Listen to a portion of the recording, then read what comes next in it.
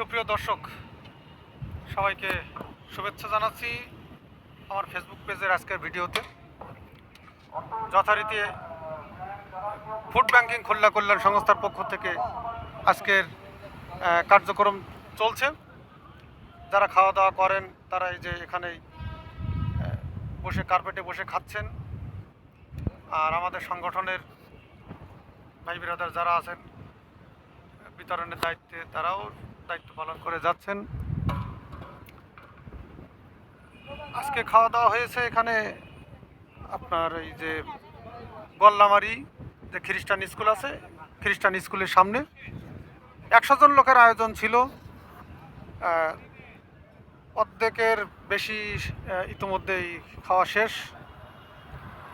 আরও ঘণ্টাখানিকের মধ্যেই কার্যক্রম শেষ হয়ে যাবে। তো যেটা বলছিলাম প্রিয় দর্শক, আপনারা এই ভালো কাজগুলোকে বেশি বেশি করে উৎসাহিত করবেন।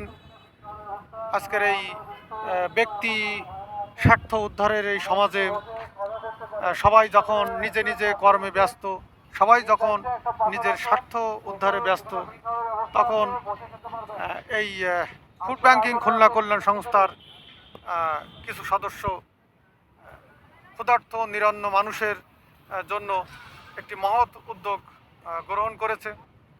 এই উদ্যোগটাকে অবশ্যই সাধুবাদ পাওয়ার যোগ্য, এবং আপনারাও চেষ্টা করবেন আপনাদের আশেপাশে এরকম যেসব দুস্থ অসহায় মানুষ রয়েছেন তাদেরকে সাহায্য করার, এবং আমাদের এই ধরনের কাজ যেন